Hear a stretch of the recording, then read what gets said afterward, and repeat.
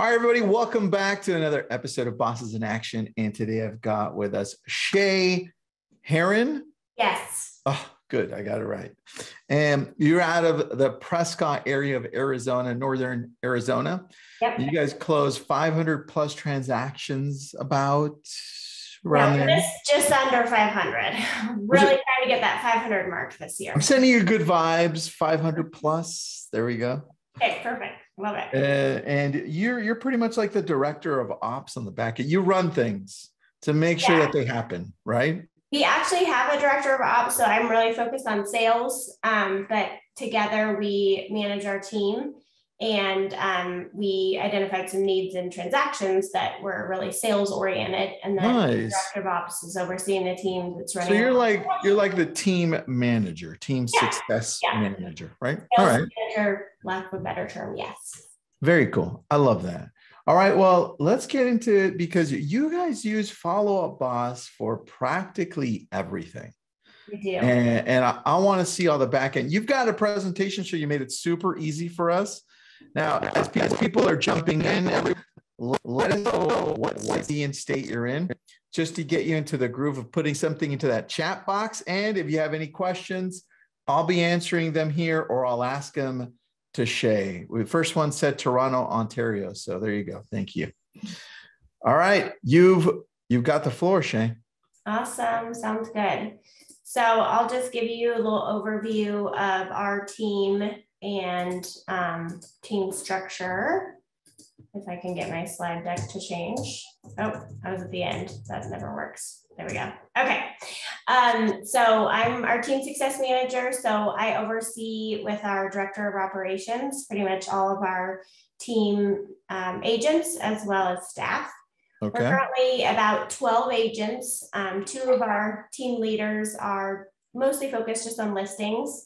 And then we have several buyer agents, and then a team of about 6 people who support us. Not mentioned here is a couple virtual assistants that we have. We're on track to serve just under 500 families this year. We're really hoping to get to that 500 number. Maybe Tristan's little shout out for over 500 will help us out with the last few miracle transactions at the end of the year. I love it. But that's about 15% year-over-year growth in the number of transactions. So, yeah. All right, really quick, if you know the answer to this, where do most of your transactions come from right now? We get a lot of transactions from our PC or past clients and sphere of influence. That would be the majority of our business. Lead sources like Zillow would probably be one of our top lead sources. We also have an office that allows us to get walk-in traffic, which is also a nice lead source. Nice. All right. So today I'm going to be covering a lot of how we use Follow Up Boss, but mostly focused on the buy side transaction management, just to give you kind of an in-depth example. In 2021, we really had a goal of improving our client experience to better support our agents as well. And we were only about 5 buyer's agents, so a little bit smaller in size. We had launched transaction management support for our buyer's agents. So we had a brand new buyer agent transaction coordinator, and we had a brand new brokerage management software. So we sat down and we mapped out our client experience, and we started with custom fields and Follow Up Boss, and we wanted to take away the repetitive typing in of addresses and closing dates and things that we just didn't need to keep typing over and over again. So we outlined what we could use in custom field wise, and then kind of who did what, how they did it, why they did it, and created templates in the system that also could use the custom fields, but then the templates would allow us to really standardize our communication and transactions.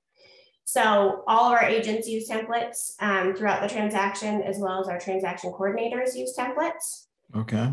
So it's been a really cool, it started out as a really cool way to just make everybody more efficient, and then also to improve our client experience by just having really standardized communication throughout the transaction. I love that.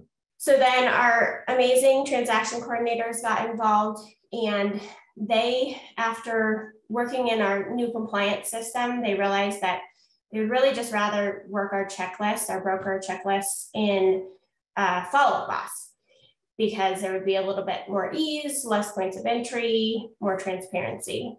So they built out on the buy side, for instance, our buy side transaction coordinator built out an entire transaction checklist in Follow Up Boss using an action plan. So you can see how she basically just mapped out each stage of the transaction via a task. Wow. All right. That's pretty intense. And guys, if you miss any part of this, it's going to go into the Follow Up Boss YouTube channel, which I'll put up the link there. So just go ahead and subscribe once I do that, so you have it there. All right, continue, Shay. Okay. So then we took it a step further and we created stages in Follow Up Boss that corresponded back to the stages of the transaction. So, excuse me, not the stages of the transaction, but where the client was in the process. So we have a pending seller, pending buyer, past client buyer, past client seller. And that automation, or excuse me, that triggers automation to fire a checklist for either the pending buyer or the pending seller. So the automation was really kind of a game changer in this. I remember being on a webinar probably like this, where Caroline, I think it was, from Follow Up Boss, showed off the automation, and it was like all these light bulbs just started going off in my head, like, oh my gosh, this is going to make things so nice and easy for us. That is very true. And do you have any examples of what that sets in motion in regards to, like, okay. I do. Yeah, I'll get to that in just a moment. And just want to give a couple more examples of what it allows us to do. So I'll show how the automation works in just a moment, but basically, go ahead. Shay, I just want to address one thing to David. David, I'm not sure if that's just you on your end with the echo, but let me ask everyone. Can everyone hear Shay well? I hear her well, but I mean, I'm in a Zoom in. Oh, all good here? All right. Yes. Good. All right, David, it looks like it's a problem on your end. So go ahead and maybe restart the computer. If you miss any part of that, it's recorded on YouTube. All right. I was just leaving and rejoining might work too. Yeah, that's true. All right. Okay. Thanks for that. So this is an example of a contact that we have in Follow Up Boss who's under contract. They are in the pending buyer stage, and you can see the custom fields here that we have with all kinds of good dates for us to keep track of. Nice. And we call in and out of Follow Up Boss. So you can see a recorded call was made from the buyer to the agent. Oops, sorry, touching too many things here. And then over here on the right-hand side is all the tasks that are still left undone for our transaction coordinator or agent to take care of prior to closing. So everybody feeds off of this one thing. Once it happens, everyone knows what to do. Does it notify them and say, hey, you're up to bat? Take a look at here. I love that. Yeah. So like, our transaction coordinator can mention the agent with needs that they have. They also have their own tasks that they are responsible to complete. So they get reminded through the Follow Up Boss system or the Follow Up Boss calendar. So it's just really like a super transparent way for us to manage what we have going on. Got it. I really like that. Here's an example of some of the custom fields that we use. That again, we had really just identified the things that we were typing over and over again. So we use those custom fields in the templates, like in the subject field. And that way, when the email comes across that our TC or agent sends, it always has the address in it. They don't have to retype the address over and over again. Nice. This is an example of deals and how we're using deals on the list side.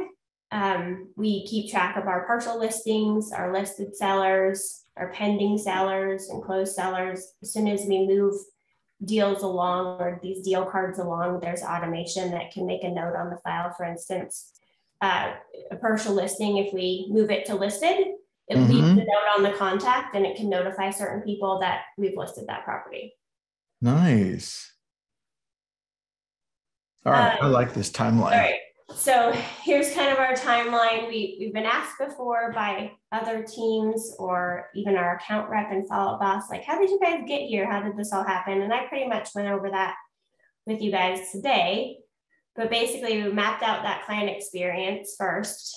And that's really a key piece, because you really want to make sure that you can all sit in a room and say, okay, well, this is what the transaction coordinator does. This is maybe something that an ops person needs to know every time a file is opened. Just depending on how big your team is, it's really important to know who's doing what to enhance the experience of the client.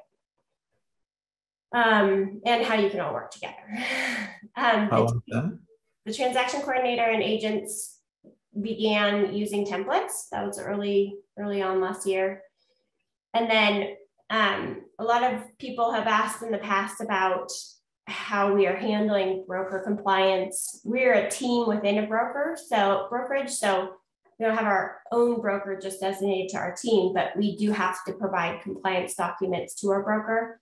So those documents are still stored elsewhere. We don't store them in Follow Up Boss, but we do manage all of our transaction checklists just in Follow Up Boss, not in a compliance system. So that's how we've decided to keep that distinction.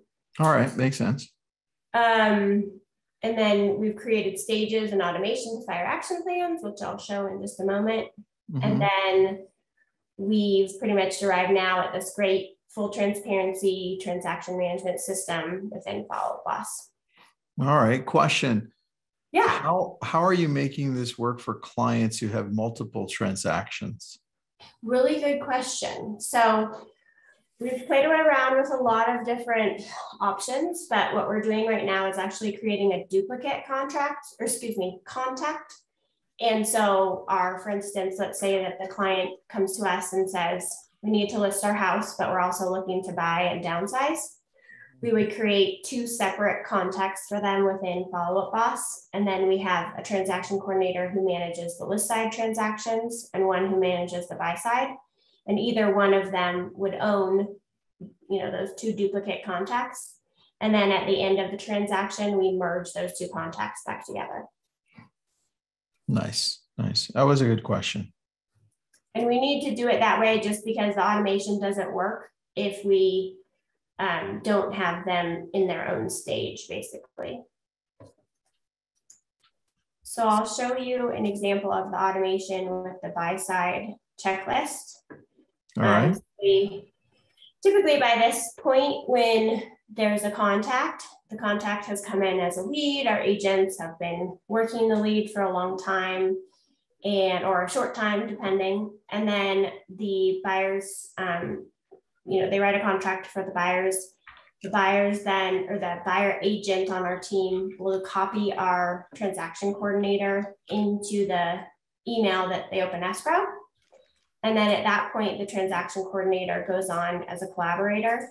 So she can see access to the client or have access to the client.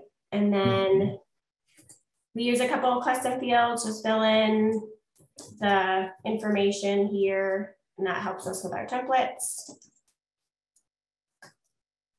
And then we will go up and change the stage of the lead to a pending buyer. Okay. And when you change the state, oh, there you go. Never mind. Yeah. So then that's one of our automations. As soon as you change that stage to pending buyer, all these tasks populate. The way that we're doing it right now, Follow Up Boss doesn't yet. I'm really hoping sometime soon we'll have task dependency at a little higher level. But as of today, we have these tasks numbered. And then we just essentially go into here and edit any that need to be moved around as far as date-wise. If you notice, they all populate on today's date. Yep. So, for instance, the BINSR, that's the buyer's inspection, seller's response. That's the acronym for that. We might change that date to 10 days from today because that's the actual date it's due. So the transaction coordinator quickly goes in, changes these dates accordingly, and then is on their way to managing the transaction. Nice. one feature that would be so amazing is if Follow Up Boss would be able to get custom fields to populate in tasks. So I gave an example of that here, like if we could populate the address for every task, populate the custom field of, for instance, our address in the task, it would save a lot of, or it would be very helpful to our transaction coordinator, because when she goes into her list of tasks for the day, in a general sense, she would be able to see the addresses for all the different properties that she has things to do on. Yeah, that would work really well. Are you doing the same thing on the listing side? We are, yep. So we have a similar setup for the list side. And then, that starts back when the client comes to us and wants us to list the house, and then they're a partial listing, and then they're in a listed stage, and then they go to a pending seller. I like that. And you've got help on the comments. Jeff from your team is helping out in there. I see that. So thank you. I appreciate that, kind of filling in the gaps. So truly appreciate that, buddy. Another question, where would TC go to write comments if something is missing or any updates for things that are outstanding? I'm sorry, say the beginning part one more time. Where would a TC go to write any comments or just to add any additional information? Is there some place where they would go to, or is it just the notes and they would tag people there? Pretty much just the notes, or maybe the background. The background is where we typically keep track of anything that needs to stick with the contact as they go through the process. So if it's a referral from another agent, or just anything that would pertain to the overall transaction they could do there, they could also do it here in notes. I like that. Very cool. What are some of the challenges that you're seeing it doing this way, the way that you're doing? And I can see why it's easier. It's all in one place. It's a native, right? So definitely awesome. But what are some challenges that you guys see? We would love to have just a little bit more dependency, like I was saying, with having, maybe a custom field for close of escrow, be able to populate a task on that day. A couple more features that Follow Up Boss could add would be amazing. We've been asked before, what happens if somebody checks off a task that they shouldn't be checking off, like it's not a task they own. Yeah. We do have some redundancy. Like I mentioned before, we have that broker compliance system. So, if the earnest funds receipt isn't received, that's one of the broker compliance documents. So it would be caught along the way. Got it. We try to put some redundancy in for, the important tasks that are non-negotiable that have to occur before close of escrow. Oh, all right. Rebecca's got a good question. When you change the stage and it automates a new action plan, do the tasks from the prior action plan stay? It depends on what the action plan is, but I believe that this one pauses the prior action plans, because most of our action plans have to do with a lead that's in a lead stage, some sort of conversion stage. We're still trying to get them under contract. Yeah. And then the way that we have set this automation up is to pause anything previous that's running in the background. All right. I love that. This is super cool. I always get amazed at what people can do with Follow Up Boss, just within Follow Up Boss. And it never ceases to amaze me what they can pull off. And so I that's why I love doing these webinars, because I'm like, I didn't think of that. I didn't think of that at all. Yeah, it's been such a game changer for us just because of the transparency, like I said, and we have a system that's totally capable of running these checklists, but then it would require another system to get in and out of all the time. And so it's just so nice for us to not have to do that. And you guys use Sisu as well, right? You integrate with what your specific team sends numbers to Sisu. We actually use Octum, but we're going to have to make another plan for that. Yeah, Octum. For those of you listening in, you can't use Octum anymore because they went out of business. So your only option right now that works well would be Sisu. That's why I was asking Shay if you guys use Sisu. Great question from, and I don't know if I'm messing this up, but I think it's Clausen. What's one tip or trick you wish you had known when you started building this out? Probably the numbering. So numbering all the tasks is something that we didn't discover right away, but that's an easy way to get the tasks to populate in order. And we do the same thing with our templates. And that way you can, when you're searching for the right template to use, they pop up in a numerical order. I like that.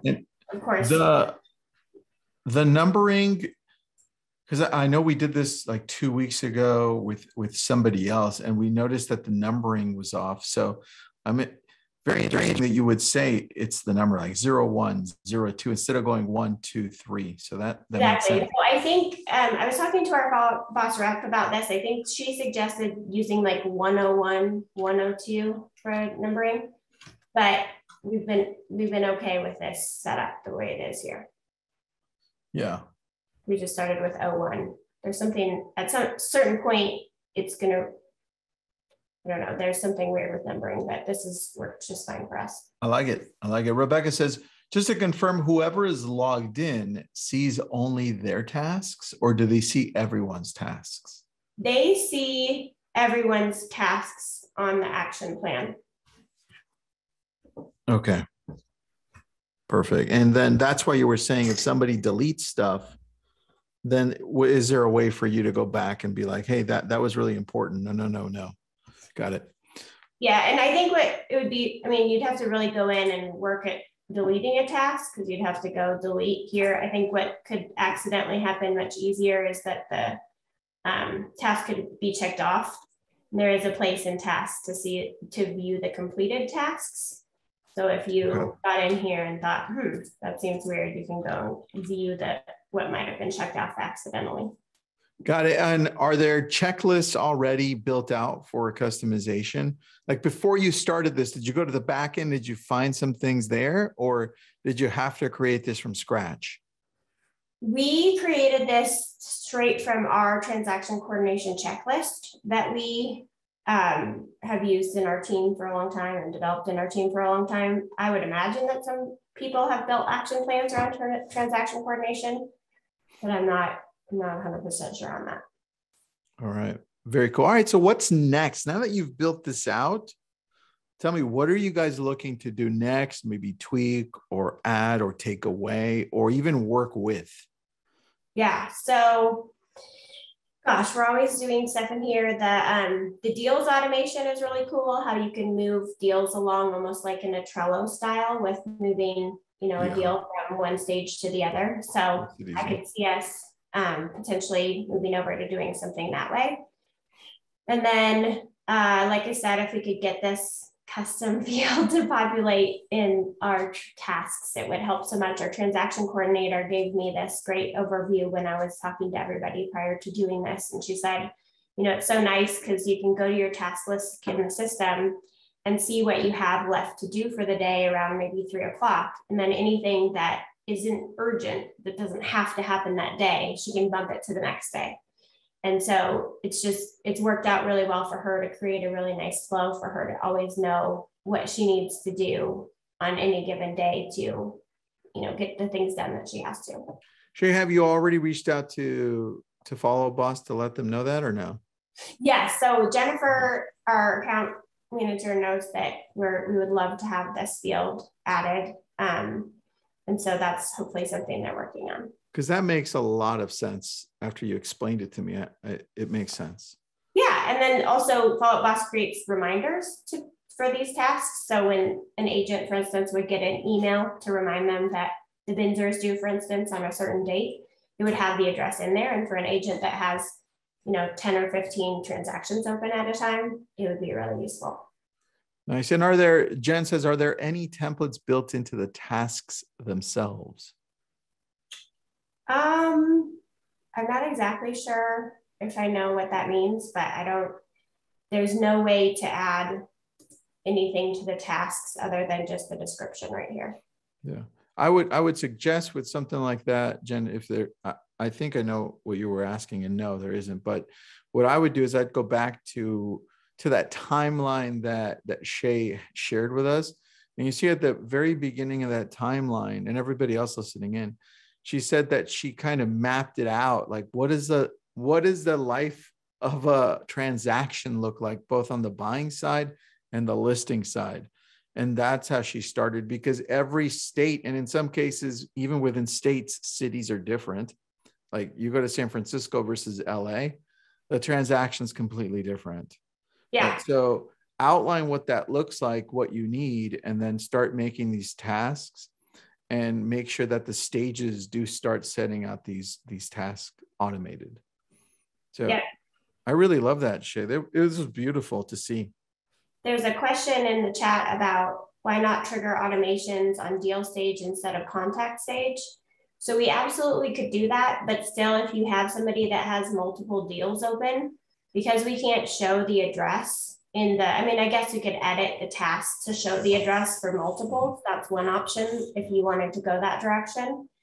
But it can get a little bit confusing because the way that we have it set up without the addresses in the tasks, it will show tasks for two different transactions at the same time. And it's hard to know which ones are which. So our solution, after trying a couple different ways, was just to create a duplicate contact for the two different types of transactions or for the two different transactions. So that's worked for us. I love that. I love how we kept it all together here. And for those of you trying to do the same thing, this is a great example of what you can do. Yeah, it's worked really well for us. We're happy to be using Follow Up Boss at a high level, but in this way.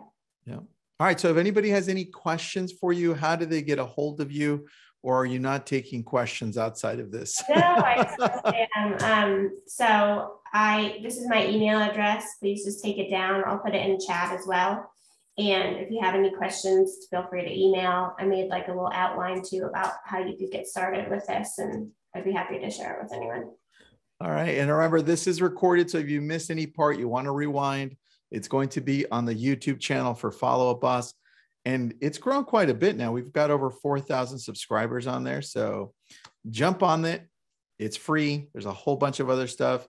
And then Shay, I know it says Shelly, but it's Shay, just so you know. Thank you so much for being on. This was super cool to see. Yeah, thank you so much for having me. It was great to be able to give back to the community. We've learned so much from everybody in the Follow Up Boss community. It's been great. Well, thanks for doing that, Shay. And everybody else, thank you for being on. Have a great rest of December if I don't see you. And remember, Shay's team covers Northern Arizona and the Prescott area. So if you have any referrals, send them her way. Thanks, everybody. Thanks, Shay. Have a good day. Bye-bye.